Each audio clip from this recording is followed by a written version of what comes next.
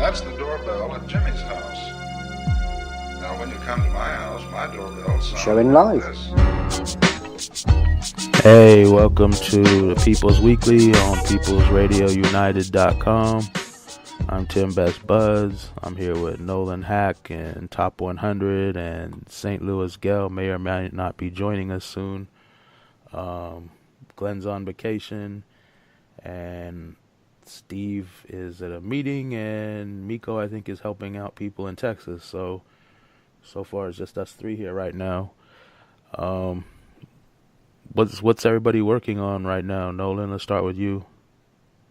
Well, we have hit the ground running, to say the least, with this project that we've been working on for a number of months now. And we are going after the curriculum that is in schools, mainly high schools and middle schools. All the horrible, racist, and bigoted lies that they teach our children.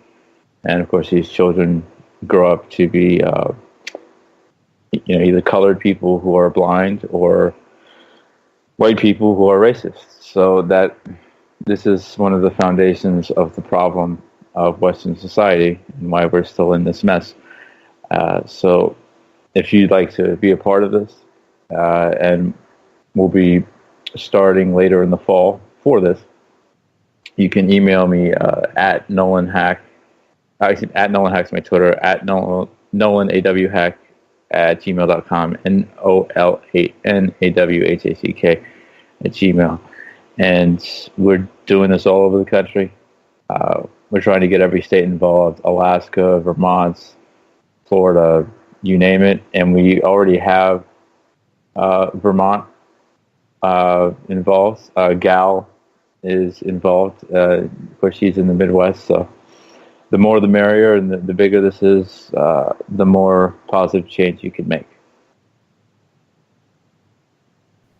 Yeah. I encourage everybody to get involved. What's going on with Top Gear Live and you, Top?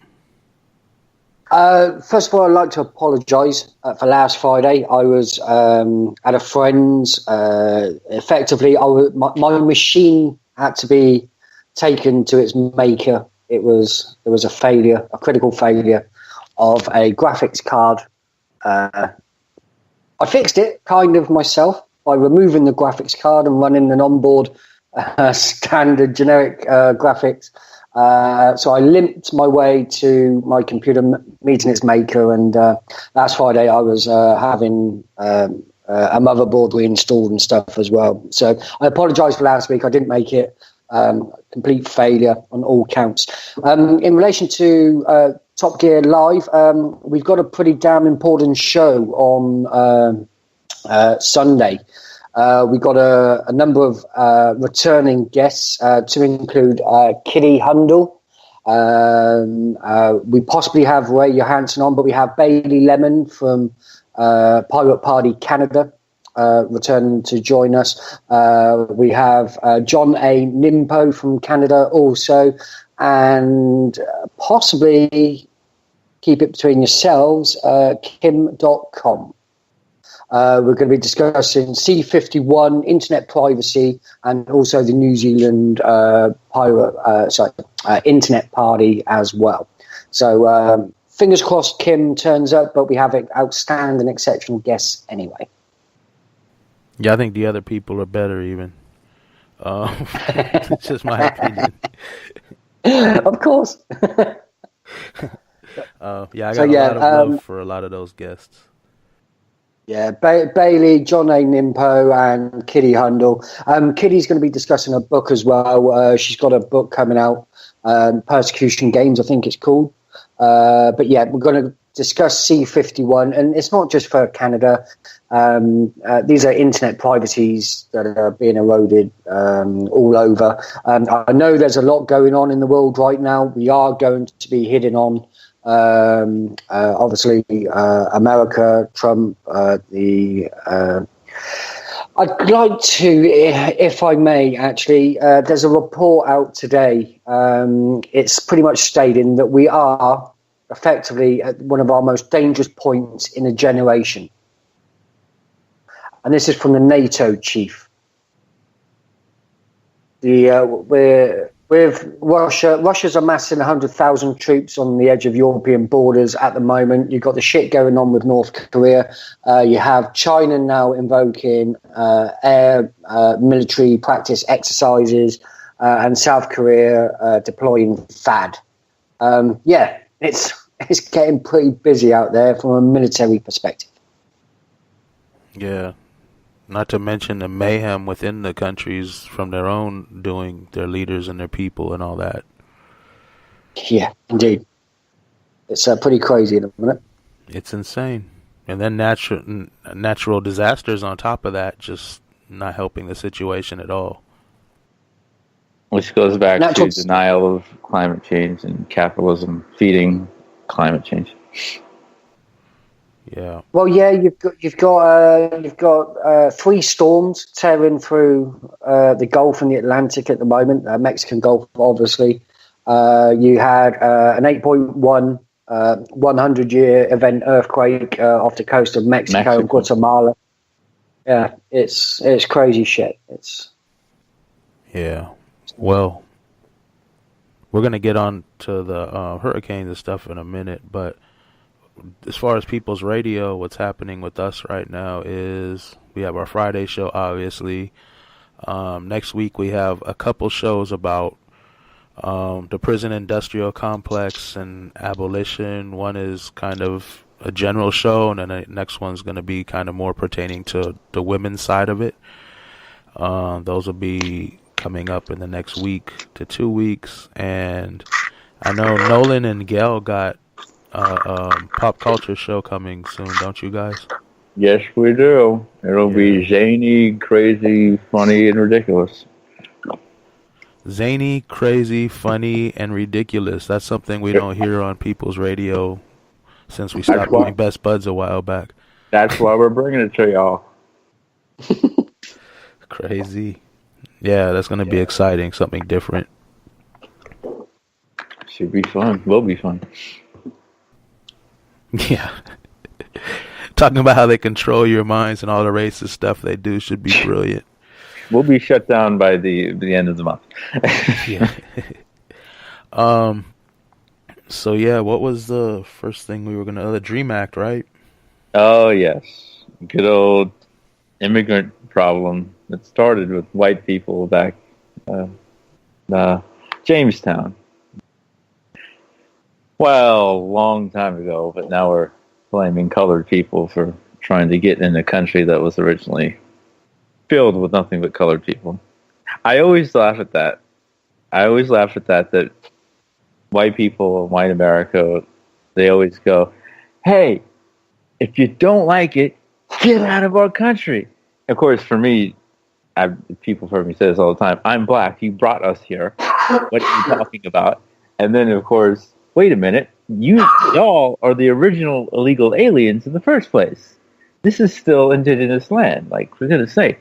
And the sad thing, looking at, DACA, Dream Act, while Obama did, put that forward, he also deported more people than any president in U.S. history. And, of course, had the help of Hillary Clinton his first 4 years. And she was completely heartless and vicious, sending children back to Latin America, where she decimated much of Latin America and made it a very, very, very dangerous place to live, especially if you're talking about Honduras or Haiti. And we just are forgetting that because, Trump's in office and the alt-white and Republicans suck and, that's the only problem we have. But, I mean, we got to tie it all together. If Hillary had won, she said it on record that she wanted every illegal, quote-unquote illegal, deported, just like Trump. There was just no wall paid by Mexico involved on her side. But, and as Top said in the beginning of the show, it's a very, very scary time.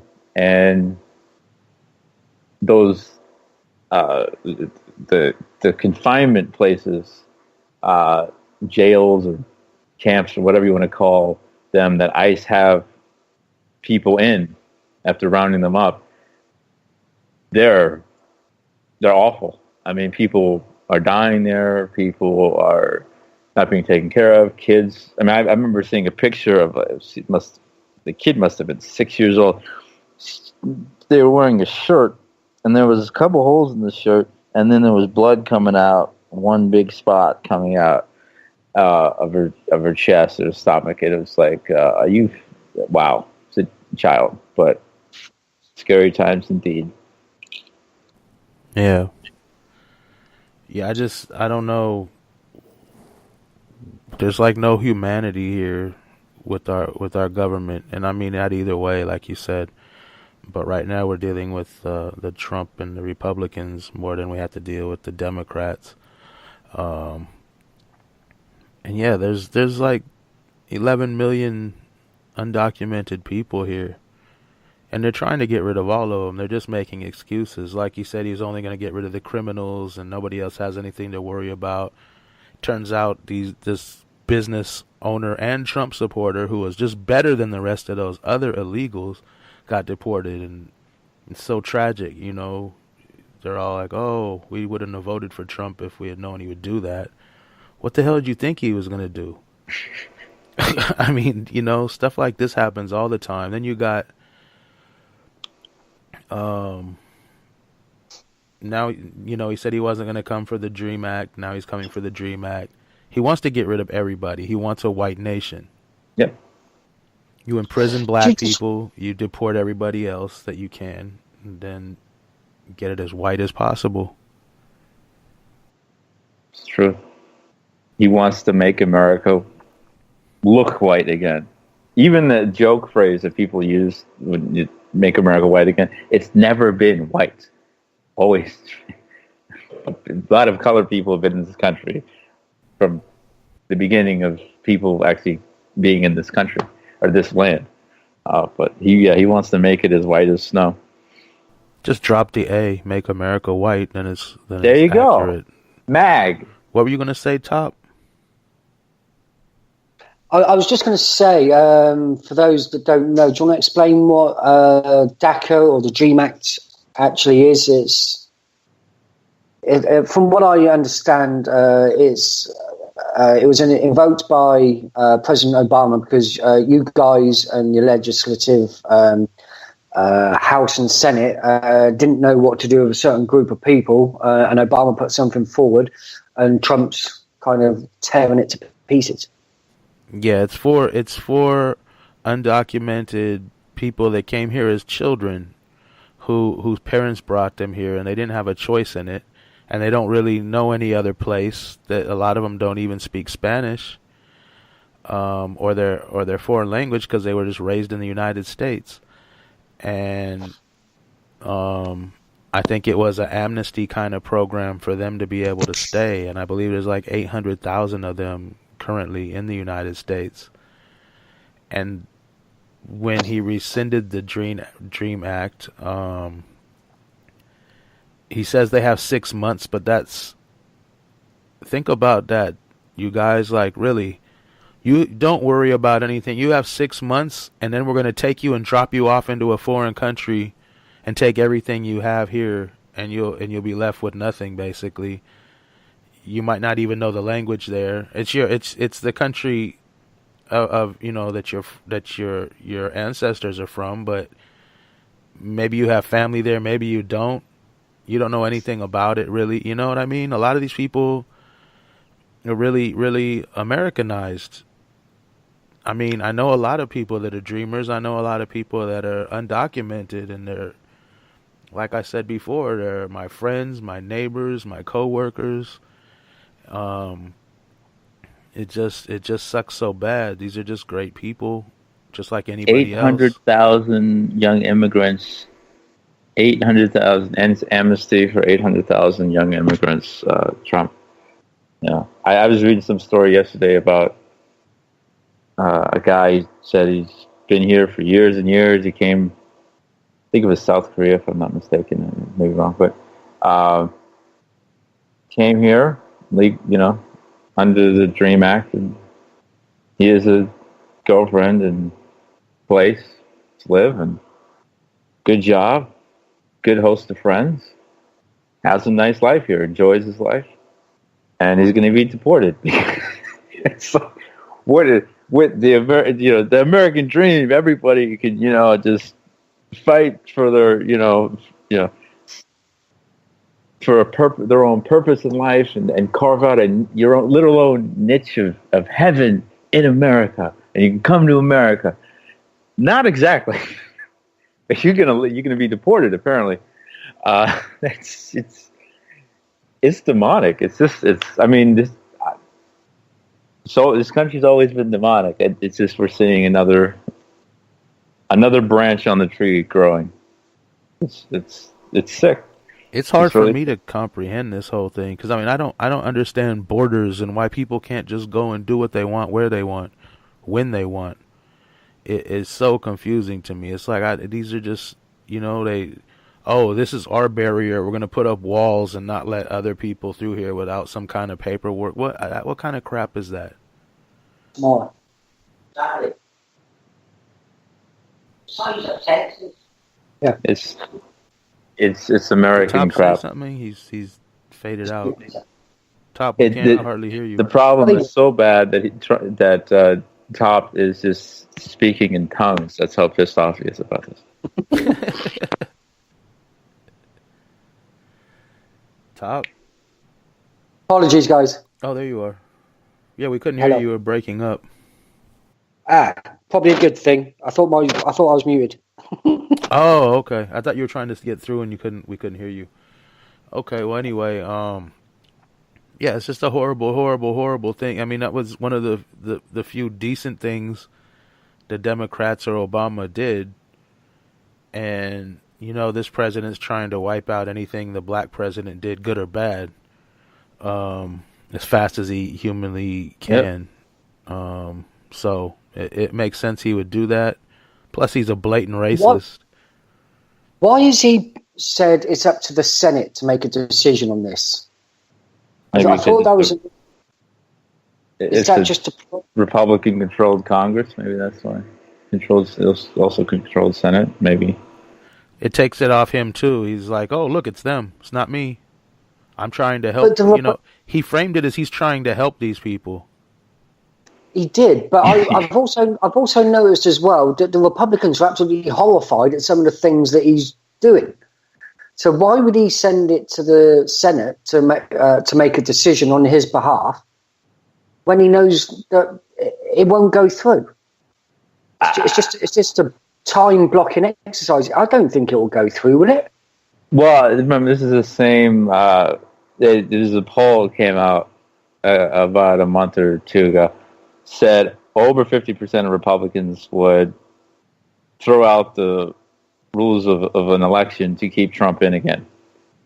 So they're talking about the same Congress that has no backbone, left or right, and they let Trump get into office. You can blame Trump's presidency on a litany of people, just a whole bunch of people, a whole bunch of groups. But the Republicans let him get in office. They could have stopped him. They had 100 million chances to stop him. They could. It could have stopped him when he got into office. Stopped his appointment. Stopped the executive orders he signed. That. They're okay with a lot of this. I think, and I'll make this point.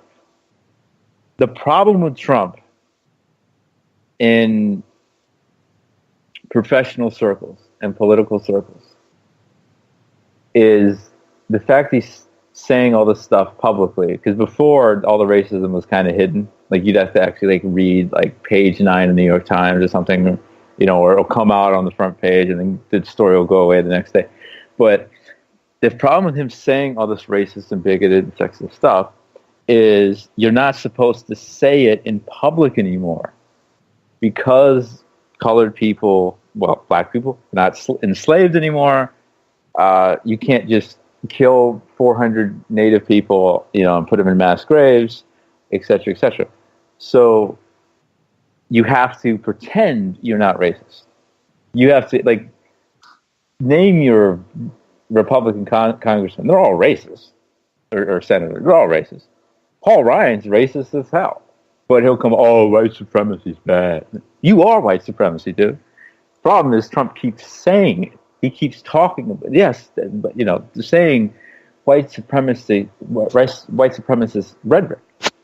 So all the stuff, most of the stuff that he's trying to get passed and put into law, they're cool with this. This is what they want. And a lot of Democrats are cool with it too. Or they're being, you know, poked and prodded by Trump.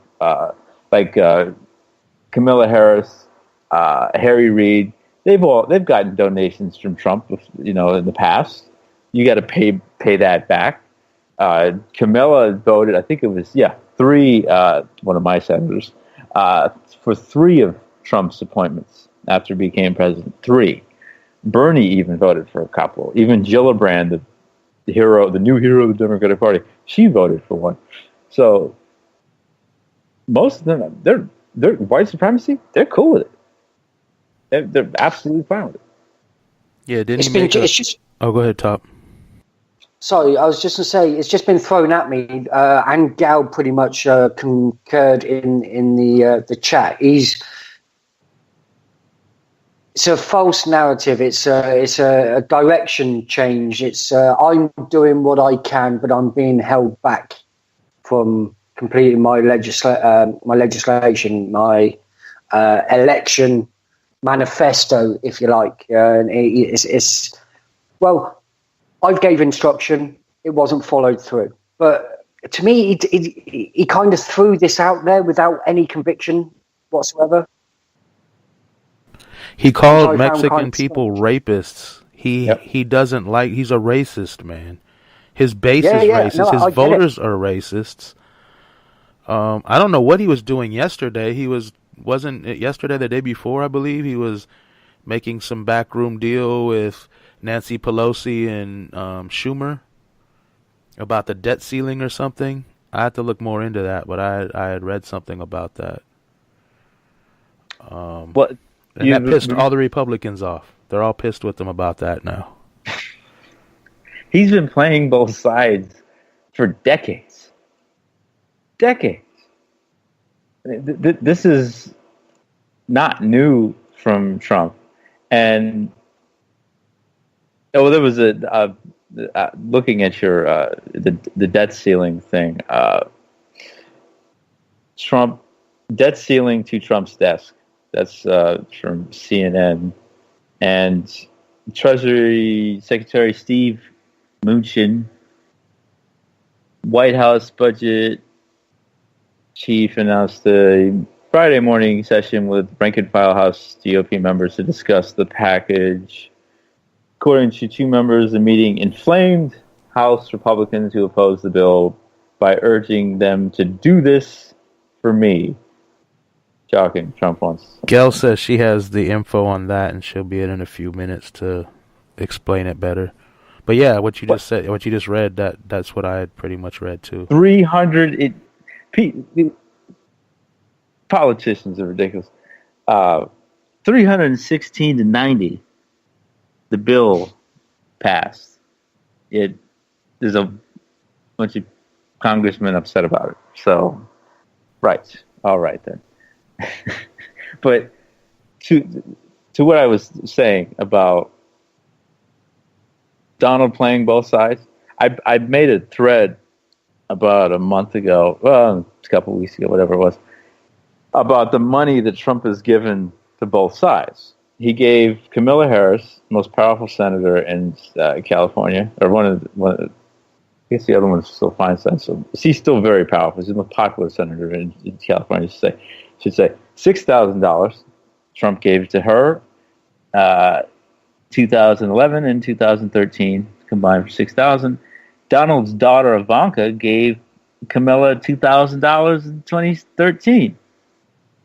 Trump, and this one is just. It's hilarious and sad. Trump gave Joe Biden $1,000. I know we say this every week. They're all on the same team, and nobody seems to care. Everyone wants to choose a side and stick with it, and those sides are using that to keep people divided and doing what they want. It's all a bunch of bullshit, smoke and mirrors.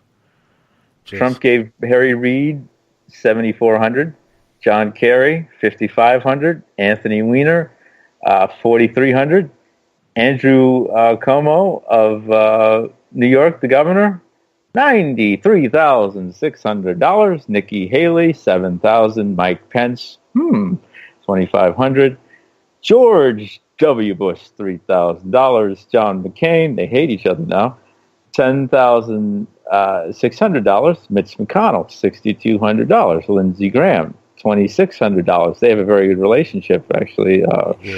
Trump tells him a lot of things he does not tell other people in Washington. Scott Walker $10,000. Then they ran against each other for the presidency.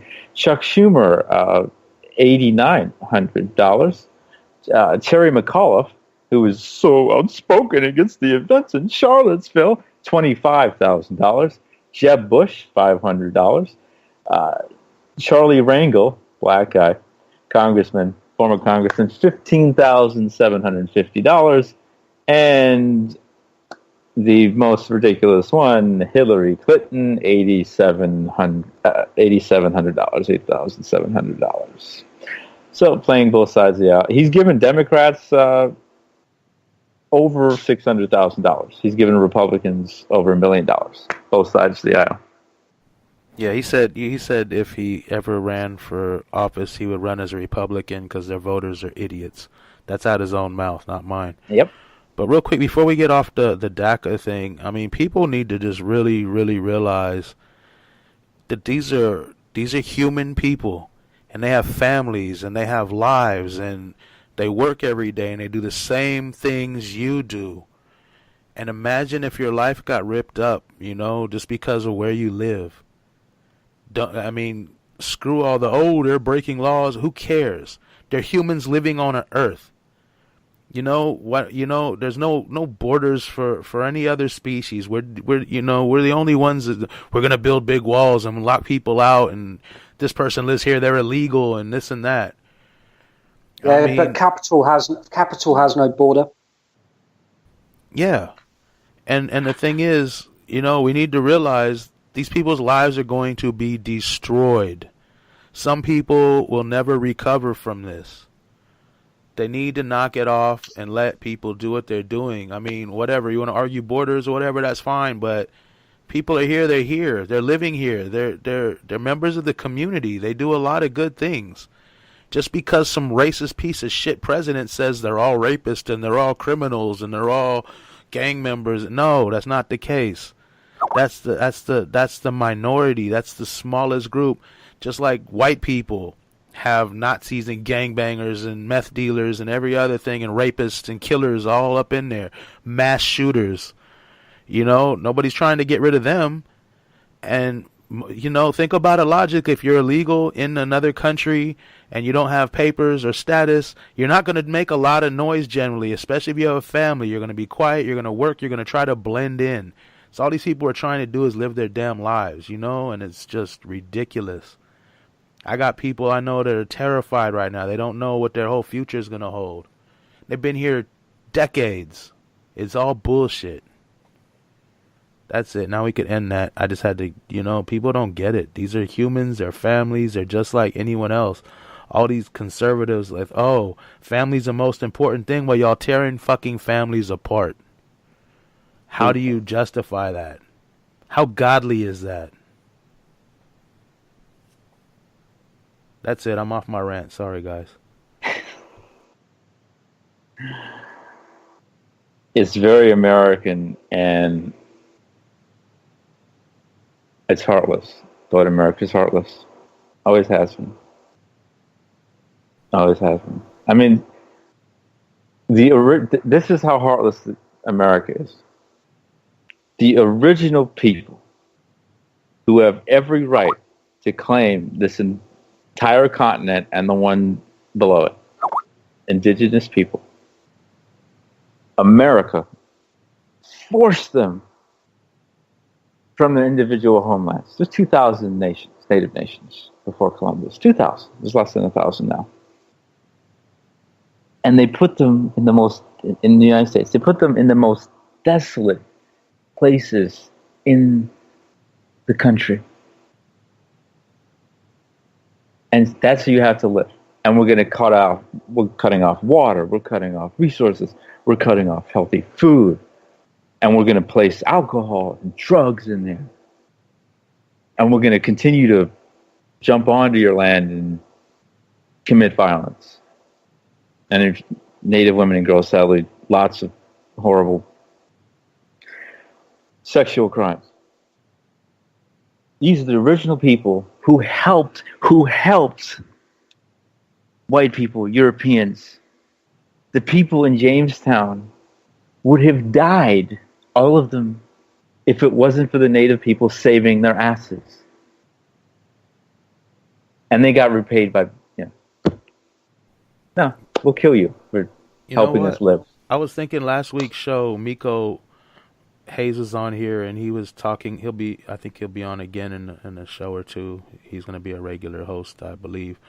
But yeah, he was talking about the reservations, and people were saying like, don't give money or food or supplies because it's corruption going on.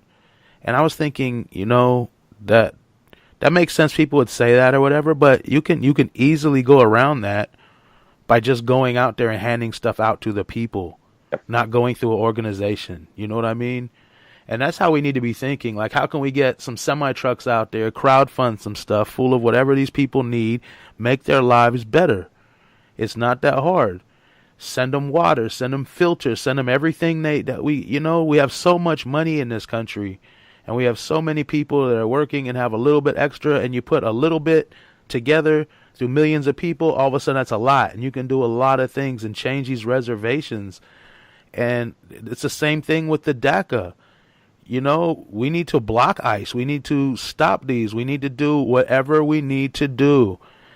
It's getting to the point. It's been at the point, but people are finally starting to wake up, and we have the masses on our side finally. It's still not enough. We need everybody, but they try to take your neighbors. Nah, the whole neighborhood should surround that house and get down with the police if needed, or the ICE agents, or whatever. We need to let them know it's not going to be easy to take people. And we need to say, you know what? If the government's not going to fund these reservations, the people will fund them. Amen. It's not that hard. I'm not smart enough to, or I'm not the kind of person that can put this together. You know what I mean? I'm not a organized individual. I suffer with PTSD, but there's people that can easily do this. And I always wonder, like, why isn't this happening? Why isn't everything? I mean, it's always happening on a small level, and I understand it's hard to get people to support things. But if we all just supported everyone in our, just around here, within so many miles where I'm at, there's going to be a reservation. There's a bunch of homeless people. There's people they want to deport. Everyone needs to work in their area and unite. And just like if you live in a neighborhood, you might have some racist people there. Fuck them. They don't matter. Try to run them out if you can. But everybody else needs to say, hey, they're taking our neighbors. Nah, this ain't happening today.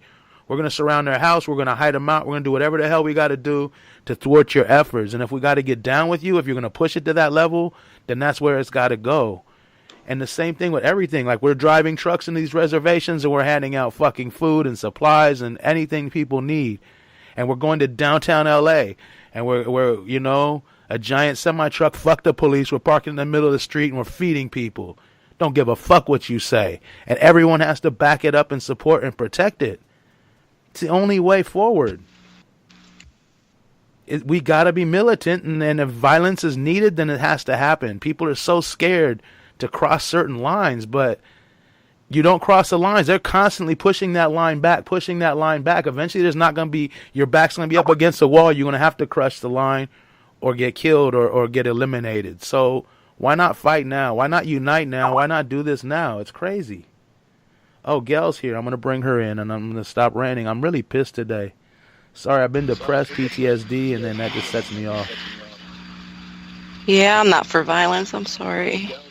Hello. Hey, Gail. So, What's up, girl? How you I'm doing? not sure what I came into or missed the last 10 minutes, but there's violence. No, I'm not saying Well, I violence. know. I'm saying We're you have to- not. No, I'm no. saying- I don't know. All I heard was that is all I'm saying. I'm not saying what No, you're... my point was this. My point was you disrupt everything. ICE comes to take your neighbors, you surround the house and you stop them. You hide your neighbors out. This is what I was saying. You know, you want to feed homeless people, you park the trucks in the street, screw the police. And people need to back each other up, and we need the masses out there protecting the people when they're doing stuff like this.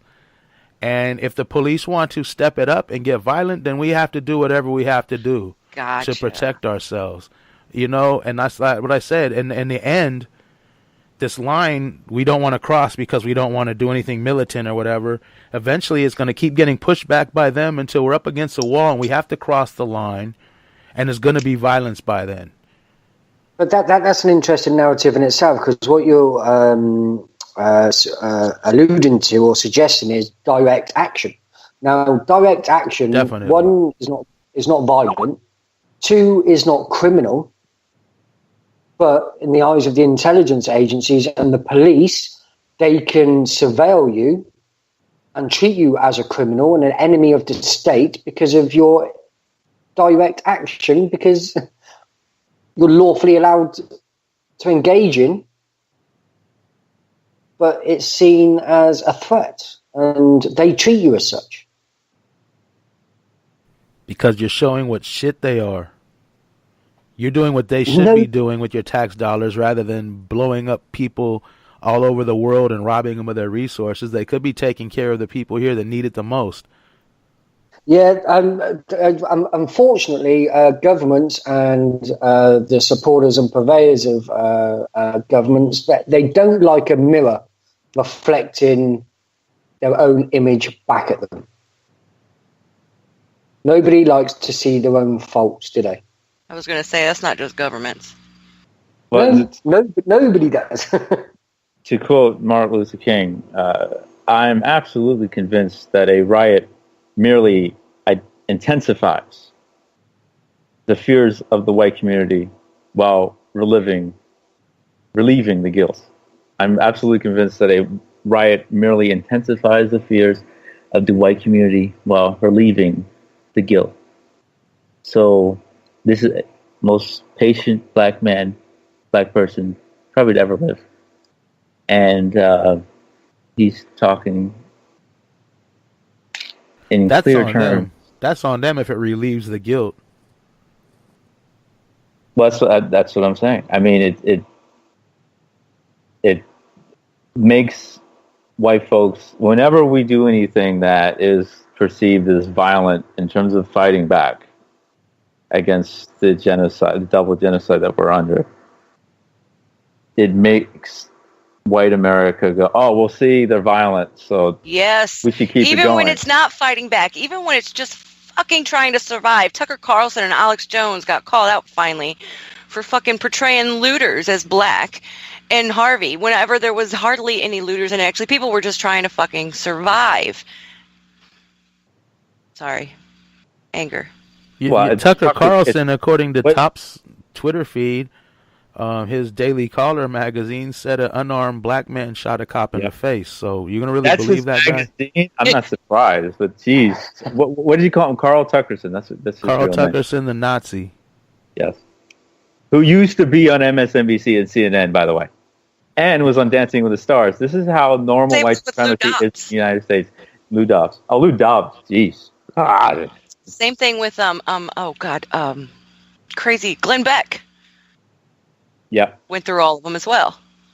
Did that man love a Nazi reference? My goodness gracious. He loved Can I just jump in with breaking news from the UK? Now, unarmed black Americans shooting police, fake news.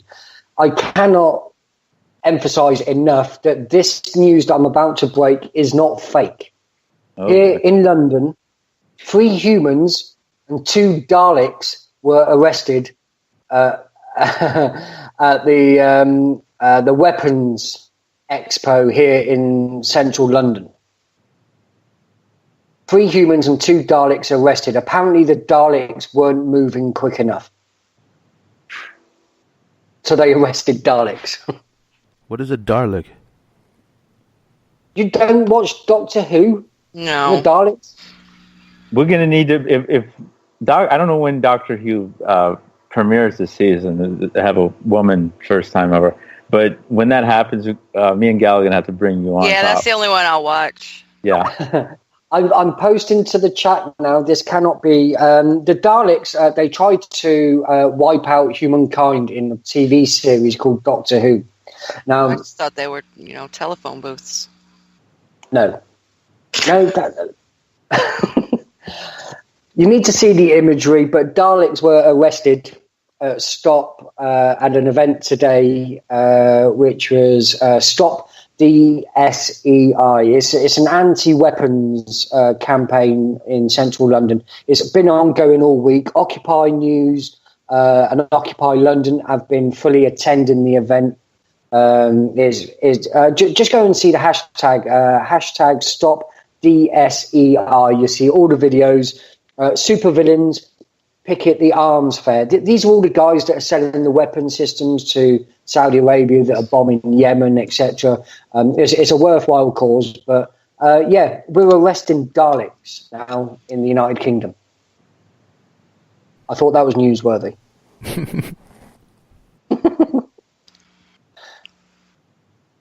That's why I'm not going to be on the pop culture show. I wouldn't be able to be on it if it was about Daleks.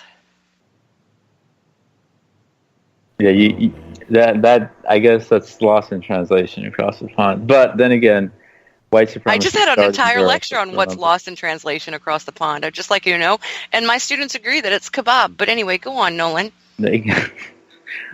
As well, I was just saying that this shouldn't be too much of a surprise because white supremacy started in Europe.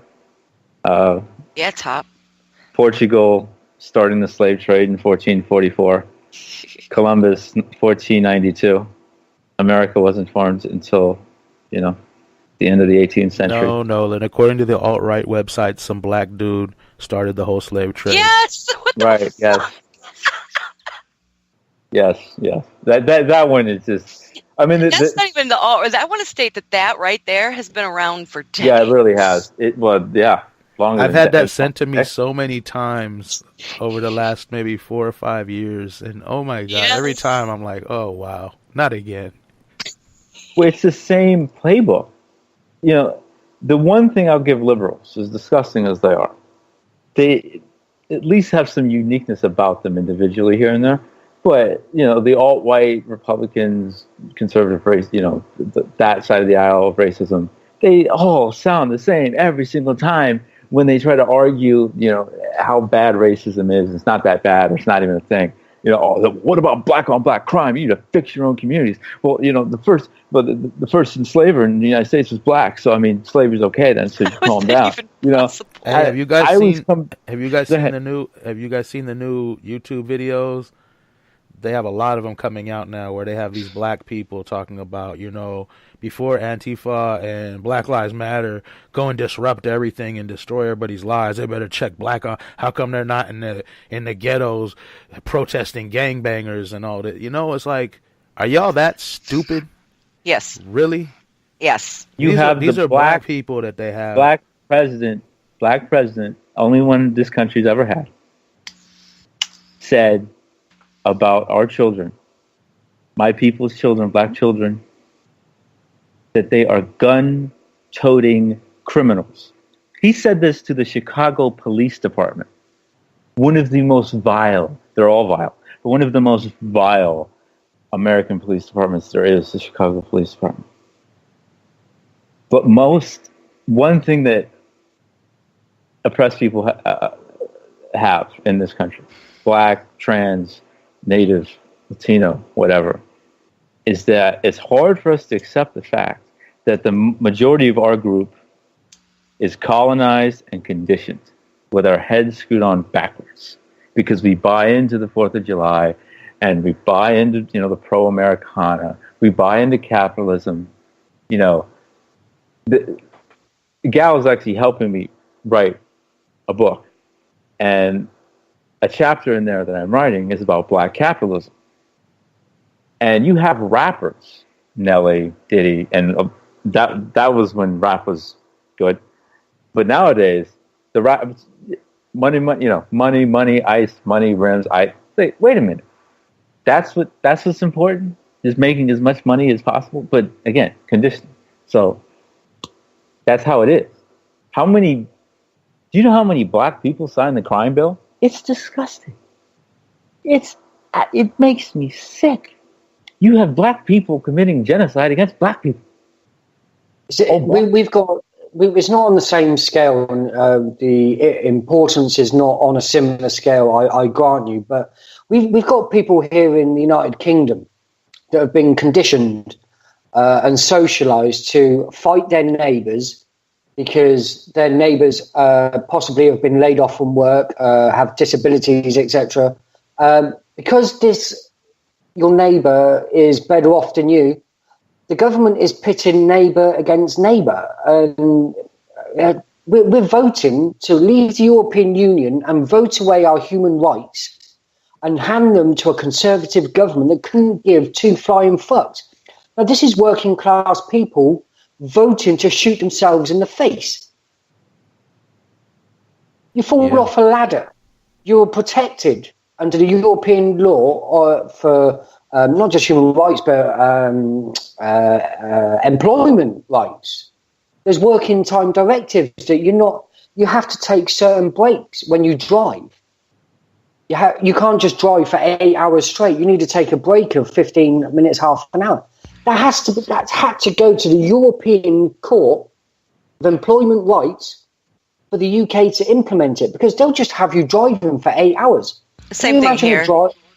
Yeah. And these regulations are being cut now with Trump. So, I mean, it's not just there. We're seeing it here as well. Exactly. And I've seen it with the argument with the EU of all the regulations, but those regulations were put in place to protect people, that the capitalist workers. the UK government. Workers. I mean, you have a fucking prime minister who's specifically stated that she doesn't really give a shit about human rights. Maybe not in those terms. But that's the thing. You've got working class poor voting for their own demise. Same here. You know what somebody told me the other day? Well, what was it? Maybe a couple weeks back. I was like, why don't we just vote for people, like, regular people to go into office, that, poor people that have been through stuff. Oh, because they're corruptible. They can be corrupted so easy. And I'm like, and you think these rich people aren't corrupt as hell already? And they have less way to go to be corrupt, and they're so corrupt. So maybe we need to try something different. But these people are just, they support the rich, they support the people that are so-called in charge, and that's what they want. They support corporations, they support capitalism, they support everything that's against their best interest. But if they don't know any better, and they don't have the access to research it or understand it because they've been told how bad any other system is, then it's more than just them to blame. I mean, you have to understand it along those lines too. I've got a question for everyone in the conversation, because this brings up a really important point, and we've got something here. It's the policy or politics of aspiration. Is that everybody should be working to better themselves, and anybody that's not working to better themselves, or anybody on a lower position than you on the social ladder, is less than you. Isn't this a Ponzi scheme of society? You it's guys capitalism. have it. Yeah, that's just capitalism. That's all it is. It's capitalism. You've got it in America, and it's called the American dream. How many Americans are living the fucking dream? If that dream's a nightmare, most of them are. Yeah. There you go. The American dream is my people's nightmare. It's Native people's nightmare. It's a lot of Latinos, most Latinos' nightmare. Just look at Twitter. Any day of the week, scroll through and look at some of these people's goals, and they're holding money. Goals, they got this car. Goals, they got a picture of a mansion. Goals, they got a picture of some jewelry. I mean, people all think that they're going to be the next rich person. I always see this. They've been socialized. That's the American dream. They're socialized from the moment they're born into that. I'm going to quote Martin Luther King again. That way, if anybody listening is of the Bernie bro crowd or the Hillary crowd or pro-Democrat, pro-American, whatever. This is the most patient black person that you could hope for, white people. This is Martin Luther King. Since the founding fathers dreamed this dream, talking about the American dream, the United States has been something of a schizophrenic personality, tragically divided against herself. Now, this is the same guy, Martin Luther King. He also talked about capitalism, how bad it is. I imagine you already know that I am much more socialistic in my economic theory than capitalistic. Capitalism has outlived its usefulness. This guy is talking about how disgusting, sorry, not sorry, that this system is. You can't, I'll quote him again a couple more times. You can't talk about solving the economic problem of the Negro without talking about billions of dollars. You can't talk about ending the slums without first saying profit must be taken out of the slums. You're really tampering and getting on dangerous ground because you are messing with folks then. You are messing with captains of industry. Now this means that we are treading in difficult water because it really means that we are saying something is wrong with capitalism. Let me emphasize that point again. Wrong. Something is wrong with capitalism. We are saying that something is wrong with capitalism. Again, that is Martin Luther King's quote to end it. With capitalism, there must be better distribution of wealth, and maybe America must move toward a democratic socialism. So wait a minute. The guy that any non-overt racist uses, and some of them actually use Martin Luther King, quote him, that same guy is saying that the American dream is a sham. It is a nightmare for black people, Native people as well. Just add that in. Saying capitalism is demonic and evil. And as Top and Gal said, a Ponzi scheme. So I always like to take things and keep them simple. You know, we just had a good point in the chat right here. I think Nova Sinai, maybe. I hope I say that right. It said that our capitalism is false capitalism. True capitalism was established by the Milanese, and the concept of bailing out a bank, let alone any failed business,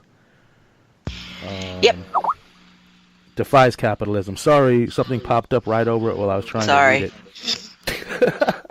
No, it does. You take that on. I use that regularly in class, the fact that we are not a true capitalistic society. Capitalism is a free market, and it was built upon the idea that there would be innumerable, that's the actual definition, innumerable businesses fighting for you to come to them. And now we have only 5% of our, fast food industries make 90% of the profits. We have less than 5% of the goods industry that make 95% of the profits. That is not a capitalist society. That's a fucking shared monopoly society. It is a monopoly. It is a monopoly, and I'd like to. I'm glad you brought that up, actually, Gal, because your game that you teach your students, the stratification. I spent 6 hours putting together last night. Yeah, I know. Now, the system that we're working in is like how I used to play Monopoly. It's a stratification Monopoly with the banker still stealing money he's already got. I used to steal money from the bank when I was banker as a kid. I admit it. I hate to lose it. That doesn't surprise me. I have cried many times at Monopoly. That doesn't surprise me. I'm not going to lie. But I broke away from it. Now, here's what's interesting, and the point I wanted to make is that you've got hurricanes tearing through the Atlantic and the Caribbean at the moment. Now, and fires on the West Coast that everybody keeps forgetting. Yep. I get that, but I wanted to directly address the British outposts in the Caribbean. A number of them are tax havens that have been hit. Now, there's somebody in the United Kingdom that's actually put together a paper and said, if these people need support from the UK government, they need to start denouncing their tax evasion-based status. Now, I think that's an interesting argument to take. So, what? They're not taking taxes from the people that are laundering money through their bases offshore, and now they're asking the UK government and UK taxpayers to fund the relief of the island. There's a number of tax havens that have been hit. The British Virginia Islands being one that I mentioned. Now, I think that's an interesting idea to put forward. So we're losing tax revenue for our hospitals and teachers here in the UK to fund a tax haven in the Caribbean, but the tax haven in the Caribbean gets hit by a hurricane, so taxpayers in the United Kingdom have to send support and resources to the British Virgin Islands. Now, I'm interested to hear what people's thoughts are on that, because I'm all for humanitarian aid.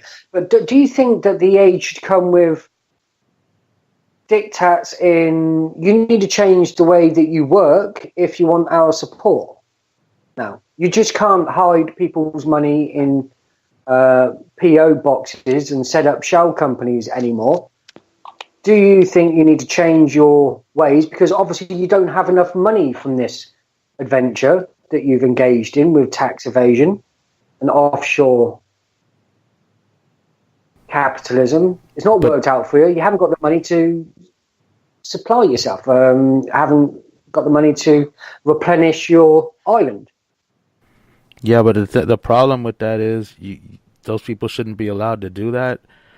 But there's a lot of people who are just poor people living on these islands too, and they need help regardless of what the rich people are doing as tax shelters or whatever.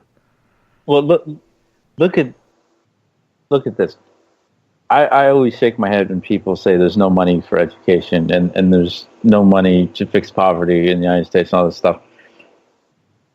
The military is getting most of the money in the United States. The military budget is now $824.6 billion. Okay, it's a lot of money. The FBI, I just brought up Martin Luther King. The FBI is getting $9.5 billion. The FBI killed Martin Luther King. The government actually came out and apologized to the King family. Look this up if you don't believe me. So we're giving all this money to kill as many colored people as possible and oppress them and pretend we're liberating Iraq and Syria, et cetera, et cetera. But we have no money to get people out of Florida and Texas. Are you kidding? It shouldn't be a question. You should have planes, cars, all types of transport going from Washington, D.C. down to Florida, down to Puerto Rico, which is an American territory, Houston, Texas. That shouldn't be a question. I mean, you have Delta Airlines jacking up their prices, well, most airlines jacking up their prices $1,000 a ticket, even more than that, to try to get out of Florida. Capitalism. That's capitalism. It's parasitic. It's greed in every sense of the word. And people need to survive. They need help. They're not asking for anything else other than just to live and help me. Well, then why is that such a problem? Do you know what I've seen recently on your guys' television? So I've been watching quite a lot of it recently. Is you have adverts for oxygen. That's something I've never seen, but I don't watch a lot of television with ads. If it's not on like YouTube or something, I haven't seen it. CNN and Fox News have adverts for oxygen. For those that need oxygen. I promise you. You got to pay for air in the United States. You got to pay for water in the United States. I know Gal has experience of medical oxygen, etc., but they are advertising for oxygen on news channels. Well, Pharmaceutical absolutely company, fucking- that's why. to give disgusting. Europe as much disdain I have for that continent of Europe, for what they've done to my people and still do to my people, I'll give them credit for this. A number of the countries has tossed around the idea, Finland included, of giving their citizens money. Literally. Universal basic income. We did a show about it a couple of weeks ago with a Pirate Party politician, but he was actually a European MEP, and he wrote a white paper. I thought, Gal, can you recall, was it Sweden or Denmark he wrote this for? Sweden, I believe. Sweden. Yeah, Sweden. And he put the figure for this universal basic income at €900. Now, in a Scandinavian country, €900 is not a lot. I personally thought that the level that this was set was quite low. But universal basic income is gaining traction here in the EU. Not so much in the UK, because we're like the back alley puppy.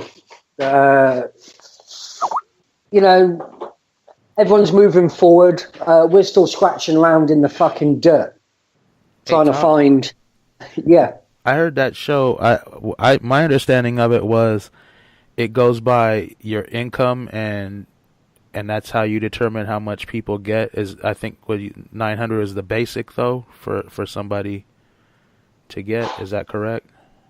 It is, and it decreases the more that you earn. But the problem it doesn't is, increase. Okay, I thought it increased from that the less you earn. Never mind, I had it backwards. Yeah, the way it works is, if you're earning €2,000, then you're not going to get much of a way of a basic income. If you earn, say, €800, then you will get a basic income on top of that. There is a minimum amount that you will earn. Now, my problem with that is inflation. Our wages are too low to begin with at this present moment in time. You compare your spending power today per dollar or per pound to the 60s and the 50s. It's a lot less. Everything's increasing. Inflation. I just posted an interesting graphic today on the impact of inflation. Now we've got stagnant wage rises as well. We here in the UK, we've had the worst wage stagnation since the 1900s. Our wages are not increasing in real time at all, and yet we've got less than 5% unemployment. Now, when you've got less than 5% unemployment, wages should be rising because competition for employment. Employers should be looking to pay more because there's not enough people to fill the jobs. But that's not the case. I'll equate it to the oil price at the moment. You guys remember the first Iraq war? Or even going back to the Iranian crisis with the Shah. Whenever there was a period of instability, the oil price shot up massively, drastically. It doesn't happen anymore. We're in a massive flux of instability in the world, but oil price is flat. Why is that? Interest rates are near zero. Nobody can make any money from their savings. The banks can borrow next to nothing and charge you the fucking earth.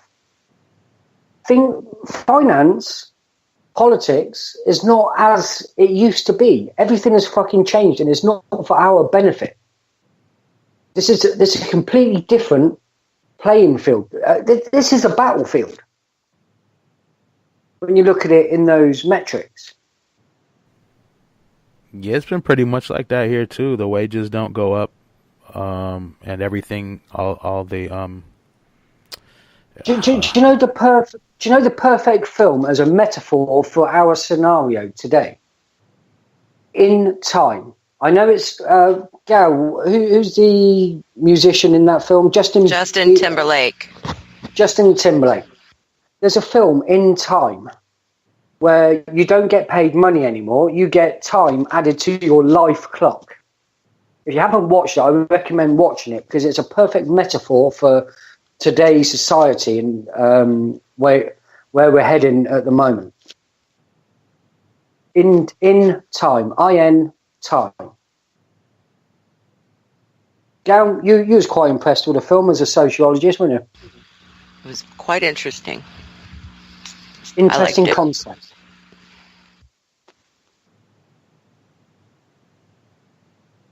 Yeah, I think the moral of the story is capitalism needs to die.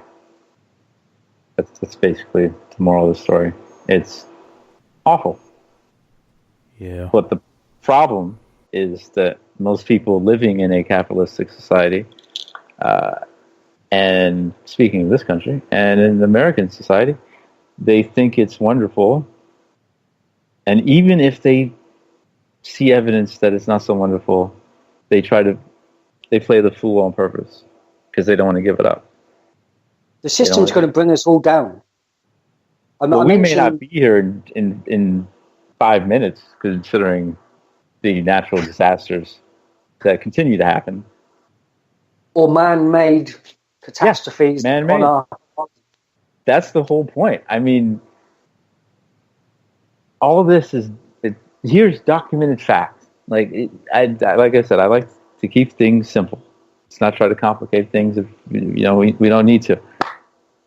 There it is. Climate change real. It's real. End of discussion. 2 + 2 is 4. End of discussion. Yet we're arguing facts. Racism is real. You have every study in the world to prove that. You have Trump being the president of the United States to prove that. Systematic racism, sexism, etc. All real. Here's science proving it. Now let's argue it. Go ahead. Here's the best minds in the world saying capitalism is horrible. Here's an economic flowchart showing how bad capitalism is. No. Let's keep it. You're making that up. Wait, this is fact. This is reality. The sky isn't blue. It's green. Well, they don't want facts on that. They want facts that'll pad their pockets more. That 1%. The 99% doesn't matter. It never has. The United States is focused only on profit, never people. Exactly. What's going on with the trial? Any news on that? Because that was one of the topics today, and I can't seem to find anything. I haven't seen anything yet. I'm almost positive that it'll either happen either in the next hour or Monday on September 11th. What's the hold up? Well, it was a bench trial, so it's all up to the judge, whom, from everything I've seen, already has the verdict and is just waiting for whatever reason. Barricades were put up in St. Louis last week. And yeah, I know we talked about this on the last show, expecting it to happen last week. Yeah, I wasn't there. Well, yeah, everybody expected it to happen last Friday. There were, and it's probably from, of course, the outrage online, the fact that there's been planning, and of course we don't expect a conviction, even though there's a video of this fucker with an AK-47, which isn't even allowed by the St. Louis Police Department. This is back in 2011, murdering Anthony Lamar Smith. But, we've been here before, right? Don't expect a conviction. So I think the longer it waits is even more proof that there's no conviction. Yeah, but isn't that just getting people more angry and more angry and more angry? I don't know if they're trying to wait until they think people forgot about it, or if they think that maybe on September 11th there'll be too much respect for the history of the country on this day. That's my own personal kind of theory. Do you really think that's going to matter to anybody in this situation? No, I absolutely will not. We know that. I'm saying maybe it's what they're thinking. I don't know what they're thinking. I don't think like psychotics. You can't get mad that we let a racist cop off today because America. Well, yeah. Well, it wouldn't be that odd, though. I mean, we've seen that kind of quote-unquote logic used plenty of times. I mean, it's no different than you can't burn a flag because America. I can, Even though and I that flag have. was made in China. But can I ask a question? Since when is letting Nazis run rampant on American soil patriotic? Since Beginning of time? Washington Yeah. became president. You know, I was going to the man say since the beginning murdered of white children. America.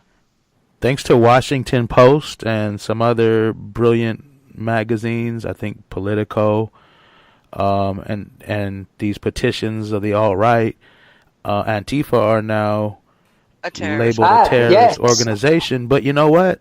The Nazis and the KKK and all the white supremacists were taking off. Yep. Can I just raise an interesting fact here? And I'd like to give a shout out to the Pursuance Project that we all know and understand, Barrett Brown's project. But there's a Freedom of Information activist, Erin Gallagher, down there. She's posted to me, she stated that it's probably too late, but I just saw your post about our show today. Have you seen the petition to declare Antifa as a terrorist group? It's mostly plagiarized from another petition, and that is, no, Donald Trump can't declare Antifa a terrorist group. Yeah, it's the same one. They have one for Black Lives Matter now that just popped up again recently. Yeah, that's been pretty common. They'll just keep signing it with fake names. Can I read a tweet by Anani Info that just, I think it might have been, it was a couple days ago, but it says people killed by the far right extremist in the last 10 years, 275. People killed by anti-fascists in the last 10 years, 0. That's from Op Domestic Terrorism, Op Alt-Right, and Op KKK. Yep. It's American logic. So how does the people 73% of all terrorist attacks that ended in fatalities in the United States were right-wing terrorists? Okay, but how do the groups that have a history of lynchings and murders... Trump, you're asking for logic, Tim. There is no logic. Trump gets control of that. February 1st, he took the KKK and neo-Nazis off of it. Okay, but to be a terrorist group, you have to have bodies or something. I mean, what is... No, it's just an idea. It's just what the FBI considers an ideology that is against America, quote unquote. By the way. Oh, if that's the case, then it makes perfect sense. The KKK and the Nazis are totally what this country stands for and its leaders. Right. So that makes sense. Sorry, I had it wrong. I am now a terrorist, I guess. Thank you all. Remember, we're dealing with definitions, and who gets to make these definitions and these rules? I've had people saying I was a terrorist for being anonymous, but I never thought anti-fascist would be a reason to be called a terrorist. Oh, I always thought that was my redeeming quality in the eyes of everyone else. Evidently, no. Oh no, America loves fascism. They fucking voted Malcolm X was a terrorist. Leonard Peltier is a terrorist. Sojourner Truth was a terrorist. Harriet Tubman was a terrorist. Martin Luther King was a terrorist. They killed him for it. Yep. I guess I'm in good company. Huey Newton was a terrorist. Yeah, you are. Oh, yeah, big terrorist. So we had killed by gun violence. Assata Shakur. Yeah, there's so many great people that fought for... We had an interesting incident here in the United Kingdom this week where a known terrorist organisation for the far right actually has members of serving military. Same here. Yeah, they've infiltrated the police here and the military. Yep. I remember when I watched the White House. Sorry. And the White House. There's a movie called Mississippi Burning. Yes. Brilliant movie. Gene Hackman, William Dafoe. I know that reference. The 80s, late 80s movie. And it was about 3 civil rights activists being killed, and the FBI goes down to investigate. And I must have been 10 when I watched this movie. And they show in the movie And I'm realizing, oh wait, oh yeah, I read about this. This happened. Showing the movie that the KKK was in the sheriff's department, police department. And I'm like 10, black kid, white mother, gave birth to me, Southern California. All that alleged privilege that I thought I had, I'm like, wait a minute. Oh, no, wait a minute. I thought, cops, yikes. America killed us. Rodney King.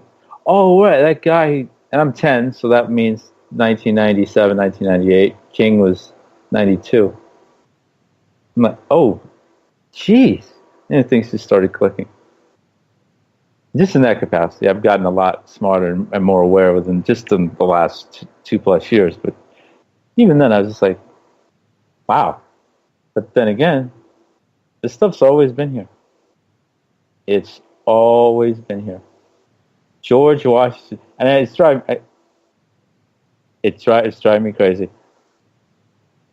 We're only talking about Confederate monuments because, okay, racism's bad, but only when it's not American. Because the Confederacy was trying to get away from America, so they were doing terrorist organizations. No, treason, But the United States has lapsed the Confederacy in terms of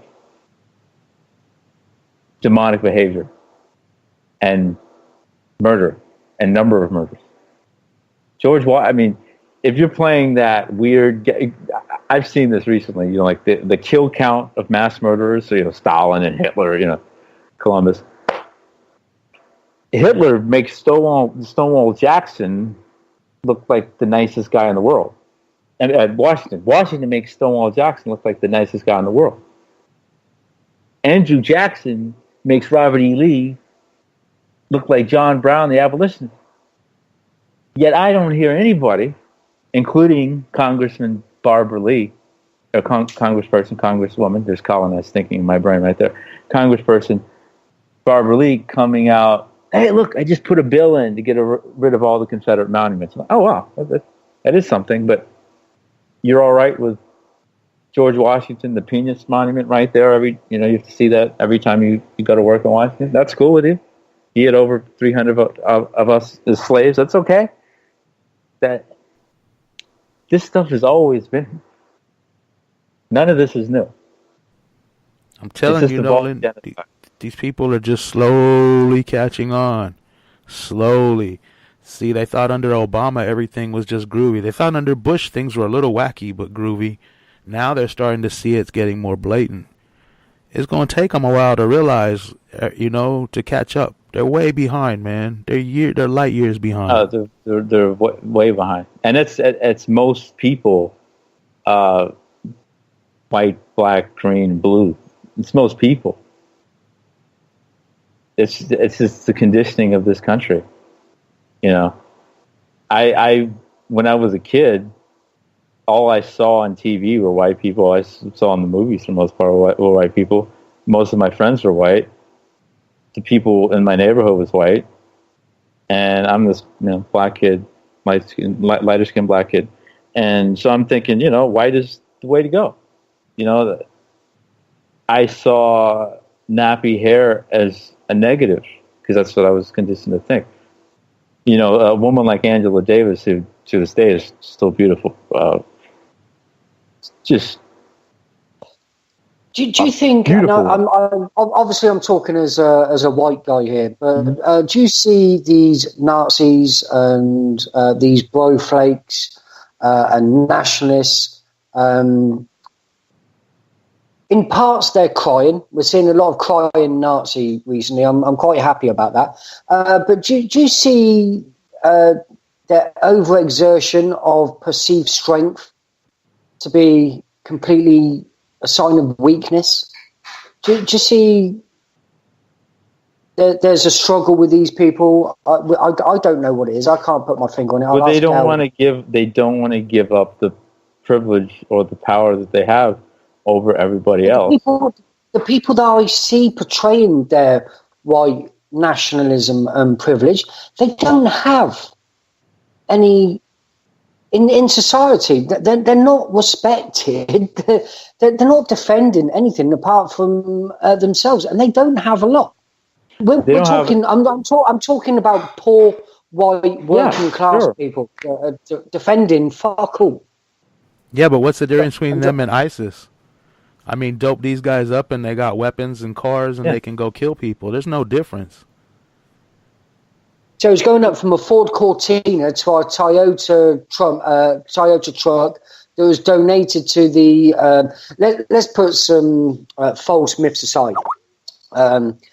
ISIS are driving around in American trucks because American trucks were donated to the Iraqi army that pissed themselves and run away because America never put in firm institutions in Iraq. They left a power vacuum. So there was lots of money sent over to Iraq by pallet loads, billions of dollars sent over for reconstruction, and it just got pissed into the wind, straight into the arms of Iraqi generals, including Toyota trucks. So America was not intentionally funding ISIS. They were indirectly funding ISIS through incompetence. Just wanted to clear that up. America, you are incompetent. $1 billion in no. There was $6 billion that was lost back in one day. Yeah, we're talking tens of billions of dollars were pissed against the wall. Your money, guys. Your money. Well, that's what I was saying. I mean, of any creed in this country, unless your parents kind of, take your head and go, hey, wait, here is what's really going on, which is very rare. I didn't even get that, and I had a former revolutionary as one of my parents. People want to hang on to this society. They want to hang on to the American dream, even though it's a myth, and Americana, and the NFL. The NFL just came back yesterday, and the Patriots, I'll try to keep this simple because, sports, but the Patriots have won a lot of championships recently. So they bring in one of their most famous fans, Mark Wahlberg, who committed a hate crime against the Vietnamese person. Yes. Completely, nearly killed him. And, of course, he didn't really get much trouble for that. And he has made an amazing career for himself, very wealthy and famous. He came out to the crowd and, said, hey, here's our 5 Super Bowl trophies. It's NBC televised all over the world, blah, blah, blah. No, that's okay. Mark Wahlberg, that's fine. Robert Kraft, who's a big Trump supporter, that's all right. Trump's been on the sidelines with with Kraft before. Tom Brady, he's hung out with Trump. He's supported Trump. It's all fine. It's all fine. Oh, but then also they're playing the Kansas City Chiefs, which is obviously very racist to Native people, and they're playing on the first game Thursday night, prime time American television on one of the original networks in America. That's okay, because America. That's what we want to hang on to. White is right. America's right, capitalism's right. I mean, so I was saying, a woman like Angela Davis, beautiful woman. You can't get any more beautiful than that. But when I was a kid, nappy hair, dark skin, it's not attractive. I was trying to straighten my hair when I was a kid. I had a wet comb because all my friends had spiked hair or straight hair, So I had to take a comb, I go in the bathroom, wet it. I'm trying to straighten my hair. I'm like just give my arm a workout. I can't straighten this nappy hair. I go to my white mother. I'm like, Mommy. I'm like 7 years old. Can you help me? I can't straighten my hair. Could you straighten it for me like yours? And she's going, deer in headlights look she has. Honey, I'm sorry. I don't know. Yeah, but this is that look. This is that life that we all think we should have and all want in terms of the majority. But I'd like to highlight that this isn't just local to the United States. You've got Africans on the African continent. watching adverts on how to bleach their skin. Yep. You've got Asia, Foot binding. foot bindings, neck stretching. Gal, you're at 18, you're the anthropologist, sociologist of us. You can explain it better than I can.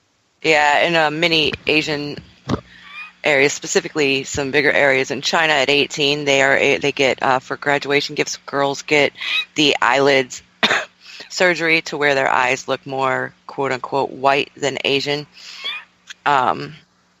It's very common, all of these different types of rituals and surgeries in order to look more white. But do you think it's more prominent now because of advertising and media on the absolutely. on the media platforms?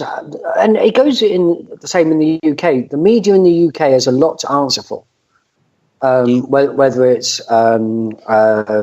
we've got poverty porn programs here, like Benefit Street, where they go and film a street of people that are poor on benefits, and they use that as entertainment to the rest of the nation to demonize people that are poor. These people take drugs. Right here is so much more for our pop culture show. You should come on.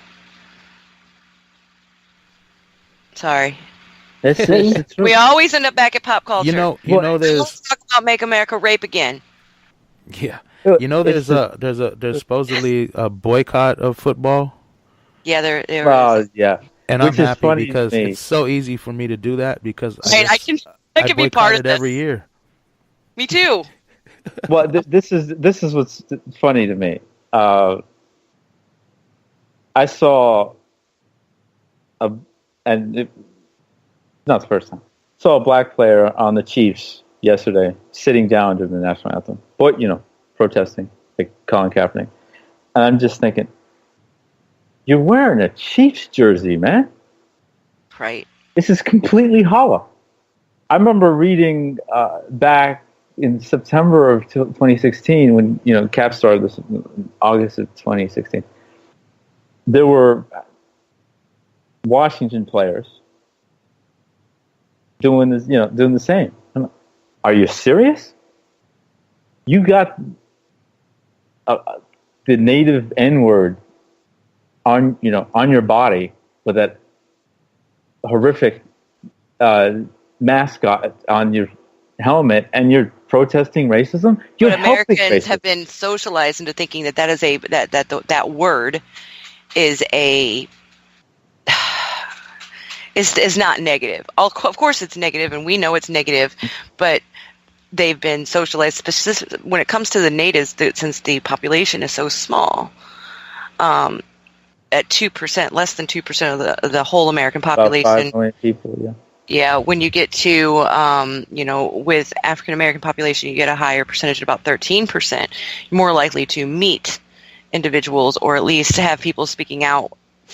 And it's not the first time people are speaking out. People are getting voices now of all races on the internet, which is, with social media, that Fox and CNN was able to ignore all these years, and now they can't ignore it. So you get this alt-right perspective, which I've had in my classroom a few times, saying this victimology, everybody's offended by everything. And it's like, and when I ask them what they're talking about, it's always things like, well, I hear black people want reparations, except for they didn't know the word. I had to tell them the word. And I was like, yeah, that's not new. You just never heard it before because you've never been around anybody other than your white family and friends. Like, just because you're just now hearing it for the first time doesn't mean it's new. It's the same thing with police shootings, right? Not new.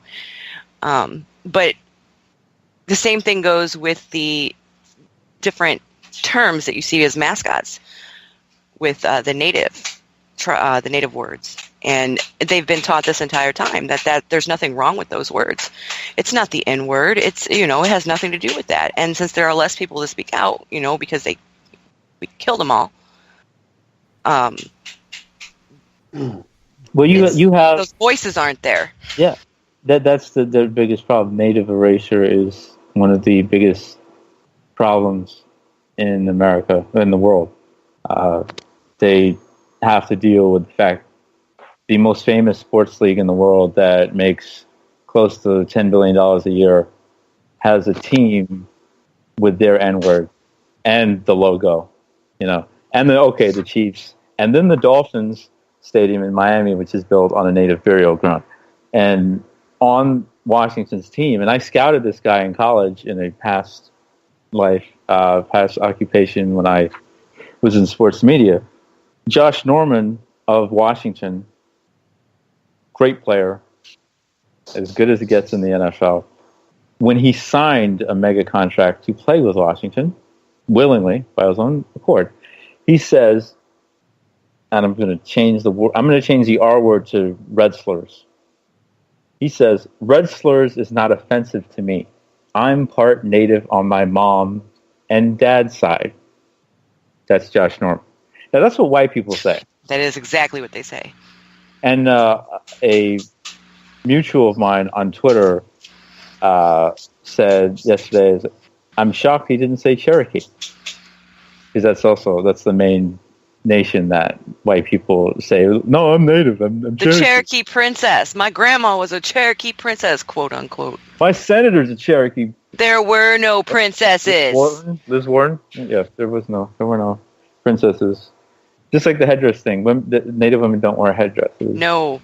I have Native heritage, as you and I have talked, Nolan, and I don't claim to be Native at all. I wasn't raised with knowing that kind of history. I didn't learn until none of my family learned until even like my mother didn't know. My grandmother never knew about her mother, who was quote unquote she was forced assimilated. But that fear that if she acted as though she was her native culture, that she would be sent away, and that has a lot to do with it. But I've never in my life said, that's not offensive to me. I'm Cherokee. No, that's not the way it fucking works. If something offends a group of people, maybe it's just not the right thing to do, no matter how you feel about it. Well, that's where privilege comes in. Especially if you're not you, but I'm saying especially these people are 1/8 or 1/4 or 1/16, whatever supposedly. There's people that are full-blooded natives, and it offends a lot of them. And even if there's some sellouts or people that just aren't offended by it or whatever reason, that's fine. But it defends the majority of a group of people. Don't do it. It's that simple. I've heard black men come out and say that the N-word's not offensive to me, but that doesn't make anybody stop shit. I'd like to raise a point as well. These Nazis seem to be crying like bitches quite a lot. They don't like being called Nazi, do they? They don't even realise they're Nazi. I think I said it a week or two ago. I was arguing with someone online, and he says, "Don't call me a Nazi." I said, "Sorry, I just used that as a term for all white supremacists." And he never said, "I'm not a white supremacist." That was fine. Just the Nazi. Don't call me a Nazi. Right. It's the same damn default go-to. It's the default go-to. Look, if you're going to quack like a Nazi, walk like a Nazi, you're a fucking Nazi. Exactly. It's as simple as that. Don't claim you're against Nazis and white supremacists and turn around and retweet them just because you like that individual, by the way. Hey, Gil. PSA there. Gil, as a sociologist, maybe you can answer this, because it's something I was thinking about. Starts that way. Well, no, the reason... She's a whole lot more than a sociologist. She's an anthropologist. No, I am not. Well, this I think has more to do with sociology, maybe. But anyway, if you label a group like Antifa a terrorist organization, and if they just march in the streets and block off a street, it's going to be terrorist charges. They're going to get crazy charges for all kinds of things. Don't you think maybe in a way that will be a good thing, and more people will say, you know what, if we're going to get in trouble either way, we're going to go disrupt these ICE agents. We're going to... Oh, go ahead, sorry. I'm going to jump in because anybody that can even attempt to label anti-fascists as a terrorist group really has no comprehension or understanding of exactly what a terrorist organization is. Yeah, well, we talked about that earlier, and they don't care. So what I'm wondering is, do you think that might be a good thing and get people really disrupting and saying, you know what, if we're gonna get charged either way for something, we might as well do it big. Because that's what I honestly don't know on that one. I mean, it can go either way with it. You have how about everyone just accepts to be arrested as anti-fascist, and I don't know, take it as a precedent case in court? Well, because a large section of those who are, protesting don't want to be associated with Antifa. I don't necessarily agree with that ideology. That's coming down to the whole, because of the way it's being portrayed, of course, that Antifa is a violent or this, that, or the other. The same way we see this people who don't want to associate with Black Lives Matter protesters because they've been portrayed as violent in the past. Even though when we see the real violence occur, nobody automatically gives a shit about the actual violence, but those that are speaking. Doesn't that prove that the intelligence and the intelligence contractors have won? Guys like Kennedy. I don't think this has anything to do with the intelligence contractors. It has more to do with the narrative of the media. That's who controls it.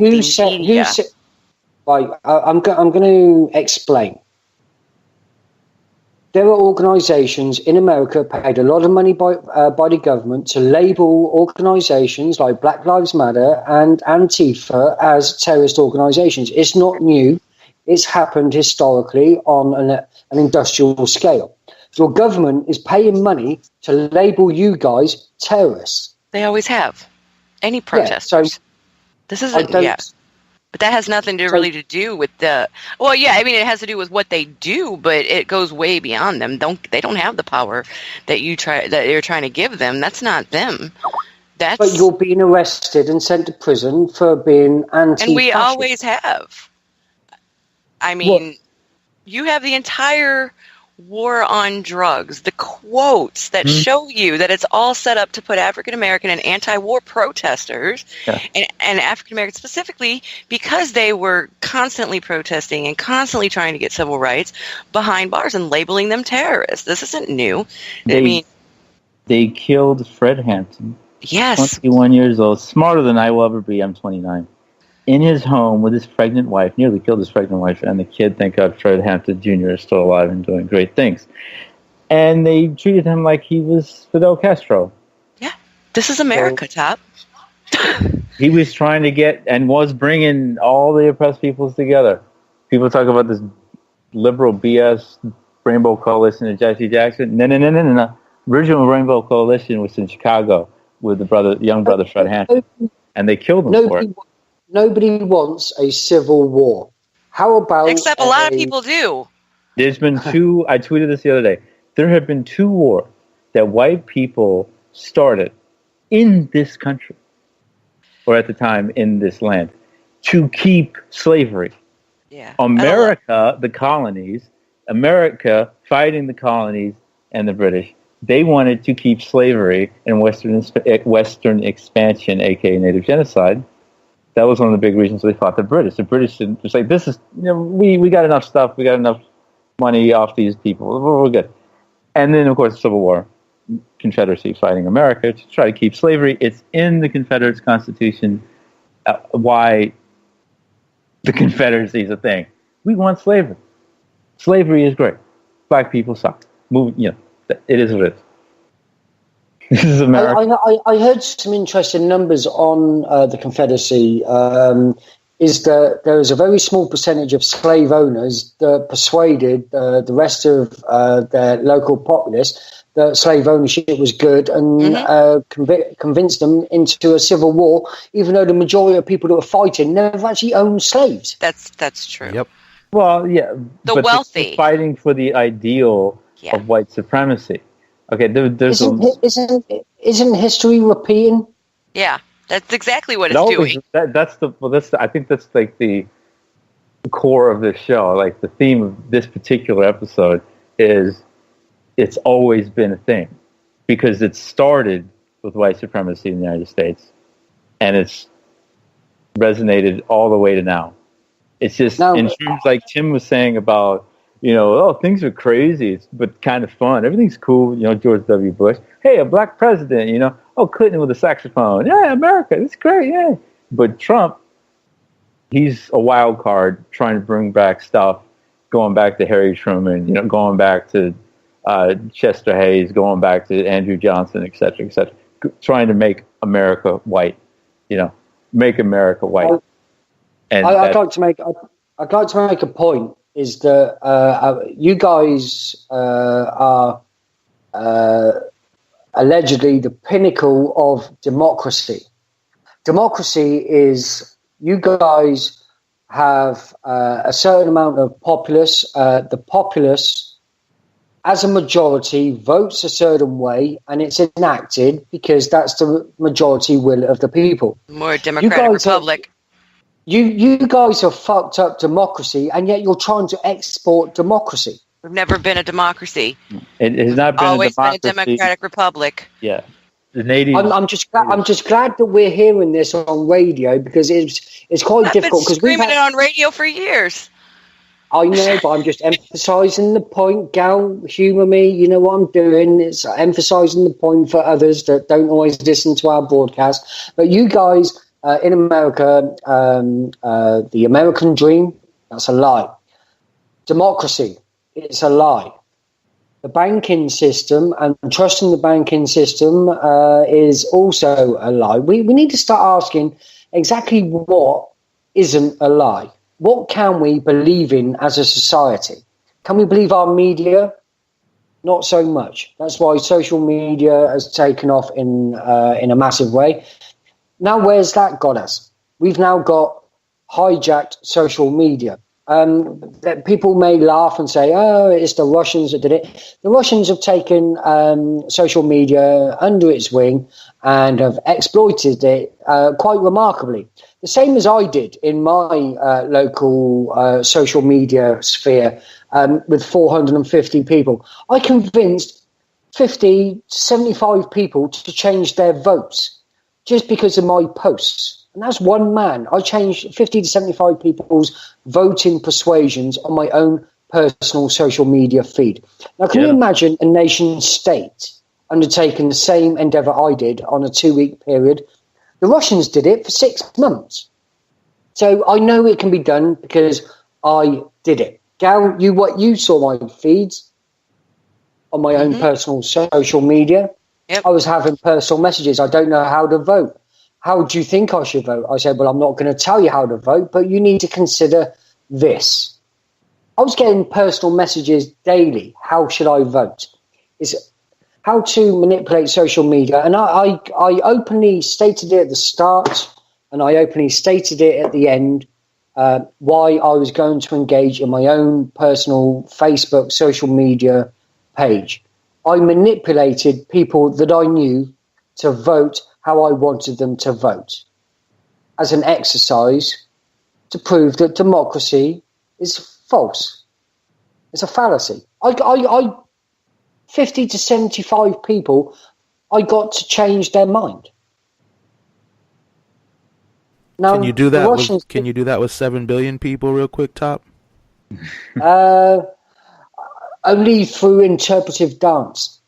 Oh, we have to make a YouTube video for that or something. Get busy. Jeez, that's whole.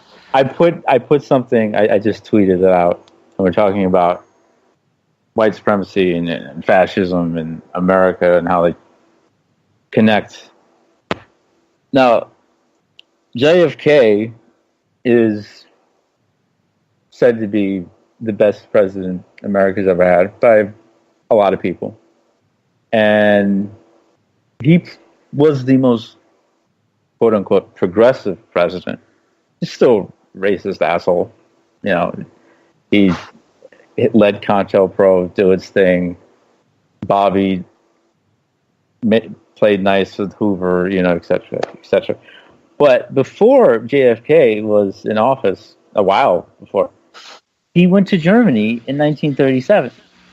And there are his own writings, his diary. It says, this is Kennedy, in visit to the River Rhine. Very beautiful because there are many castles along the route. The towns are all charming, which shows that the Nordic races appear to be definitely superior to their Latin counterparts. The Germans are really too good. That's why people conspire against them. They do it to protect themselves. And he also wrote, when he was touring with his friend in Germany, his different diary entry, I have come to the conclusion that fascism is right for Germany and Italy. Whoops. Oh, no. Not the liberal hero. Oh, my gosh. How many times have I seen this story? What are the evils of fascism compared to communism? That sounds like Hitler. Now, he did, after the war, say, or during the war, of course, he fought against Japan and the Axis. He did say, oh, yeah, Hitler committed evil and that was awful. But this is, we're seeing the rise of Trump and everybody compares Trump to Hitler. So you look at Trump, we got to stop Trump. Well, the original, to use that comparison, I don't like the comparison because there were people who killed more people than Hitler way before Hitler, Columbus being one of them, Andrew Jackson being another, but using the comparison for the sake of the American populace. So Trump is right now. Hitler was right then. JFK is in the country when Hitler's in full power. He is 1963? No, 1937. Oh, thank you. 1937, as I said earlier. He was traveling Germany, visiting the country, talking about how beautiful the Nordic races are. The towns are very charming, which shows that the Nordic races appear to be definitely superior to the Latin counterparts. Talking about, people are conspiring against Germany because the Germans are really too good. That quote from JFK. His father was a pro-Nazi, anti-Semitic. That was his father. And obviously, a lot of times, Also, he was the first non-white president. Just want to stick that out there. Legally. Catholic? Kennedy. Yeah. Yeah, Catholic. Yeah. At the time. It's not Nova just posted an interesting analogy, and it's true. It's like you just can't have everybody making decisions for everybody. I don't know, is that a 1970s, 1980s way of thinking that we need to have somebody lead us? Because there's platforms introduced now like direct democracy, for example, or liquid democracy. But how can you have a democracy when you have a complicit media that's influenced by money? You know what I say? No masters. Yeah, it's never meant to be a democracy. America never claimed to be a democracy, ever. In the United States of America, do you know who your largest lobbyists are now to government? Koch brother. I know who you think it might be. Who do I think it might be, Gal? I'm waiting to hear from you. No, you said you think you know who I'm thinking. I'm asking you first. I'm calling your bluff. Who is the largest? I don't know. Not who. Finance? Yes, you do. Who, in your opinion? There's not enough time for this. We're at the end of the show. In your opinion, who's the largest financiers of lobbying in Washington, D.C. today? I have no idea. Yes, you do. According to Twitter, it's George Soros. Yes. Guys, come on. I'm being serious. I don't know. Is it Soros? Are we... No, I think it would probably be military contractors.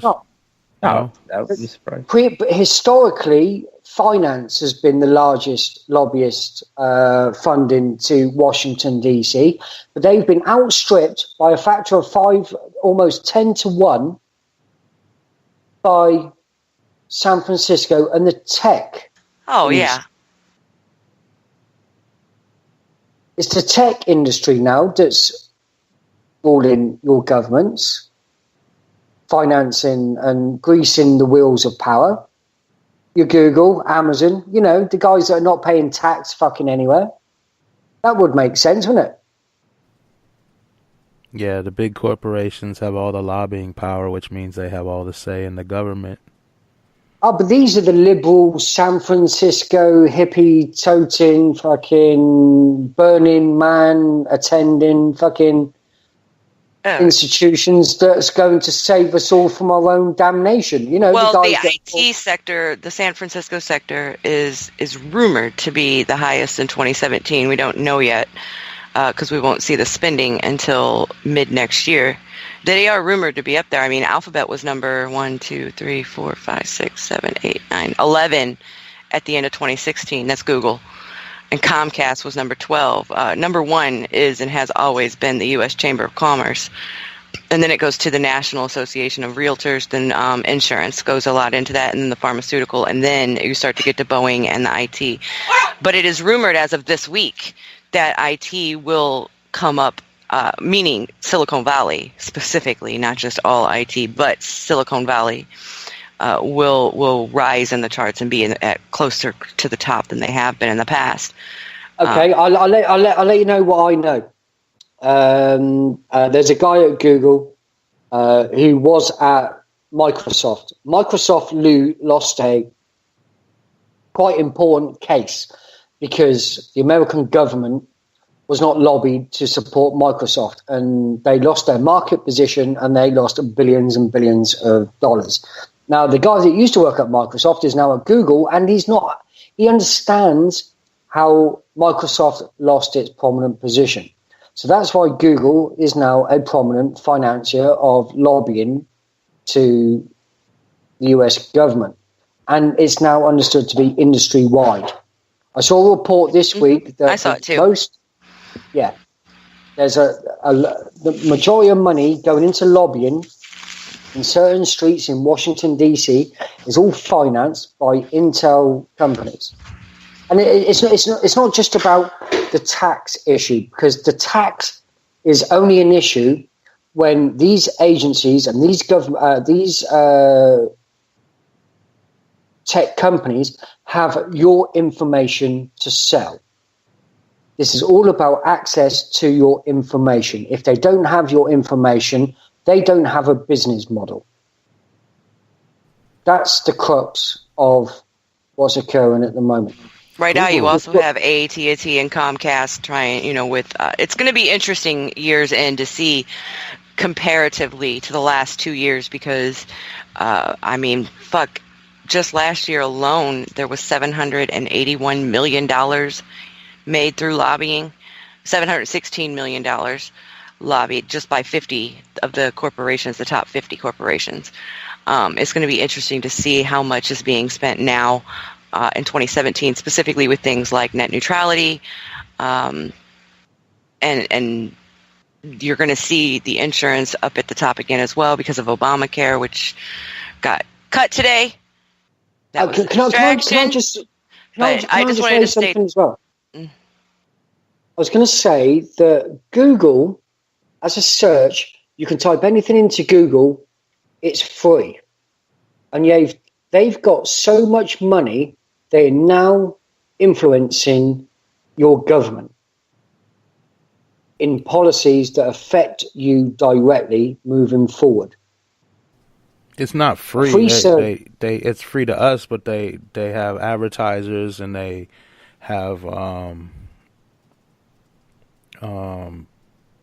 kinds of ways of making money selling our information and everything else. And they censor the crap out of us. Do you see the reverse psychology there? We're now free. We've now got freedom of information. We can find anything we like on Earth. We can research anything we like on Earth. And now there are restrictive government policies being invoked because Google has money. They're being sued by the European Union for unfair market practices. They've paid massive fines, but they can suck up these fines. They're like the banking cartels, thinking, if you lose your job, there's an insurance policy in place that will pay for your loan, even though you're out of work and you're not earning no money. And that all fell through like it was like quicksand. the policy wasn't worth the fucking paper it was written on.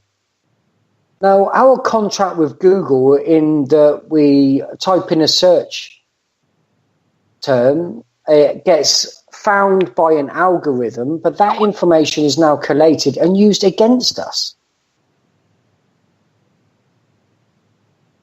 They are the enemy of free thought,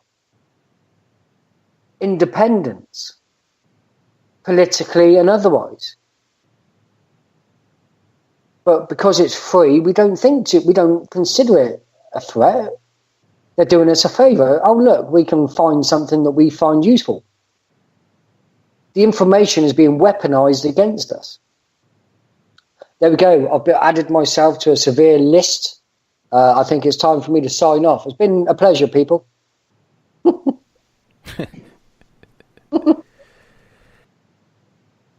Yeah, we got about a couple more minutes, so anybody has anything they want to say to wrap it up, now's the time.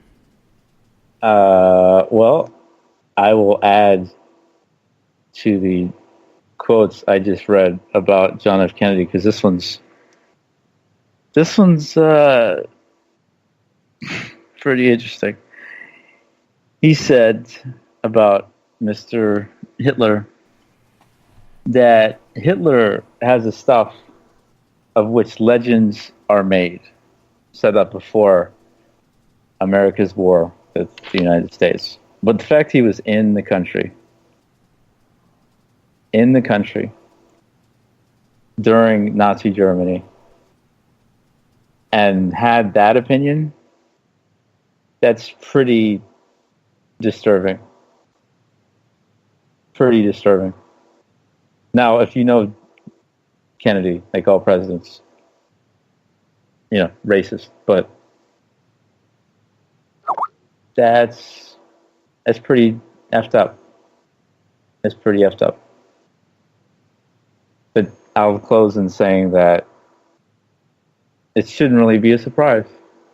Every president, all members of Congress, every time they get voted in, all upholding white supremacy, which is the foundation of this nation. White supremacy, a double genocide, created this country, and those things. The double genocide has never stopped. It just evolved. Black and Native people. And the white supremacy is continued. Yeah, none of these presidents are good. I just don't feel like always having to explain it over and over again to these assholes. If they want to just go worship one of these crooked-ass racist motherfuckers, and so be it. I'm so sick of it, man. They don't see it. They don't want to read history. They just want to believe whatever crap they were taught about the great presidents. Fuck every president. Amen. Anyone else got something to say? Or should we wrap it up? Nope. Top Gear Live Sunday. C-51, the natural disasters that are occurring throughout southern, mid-Atlantic at the moment, and Gulf of Mexico. We are going to follow what's going on. And on UK radio, has a DJ in Florida that hasn't been able to escape. We are monitoring, keeping an eye on him.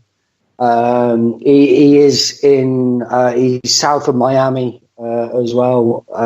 It's quite serious over there, guys, as you probably know. So we'll be catching up on Sunday with all of that on Top Gear Live.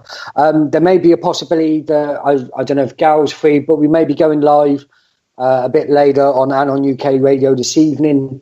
We got a couple of DJs down, missing in action, etc. So we may be called upon to be cover a little bit later on. But yeah, always listen to Top Gear Live every Sunday when you can. It's the best. Also, when Canadian Glenn gets back, he has the View Up Here show on Wednesday nights. And we're here on Fridays, the same time as this every week. And sometimes we do other shows too. So cool. Thanks for listening, everybody. Thanks everybody for hosting today, and I'll talk to you. And we'll talk to you next week. Love you, Good man. show.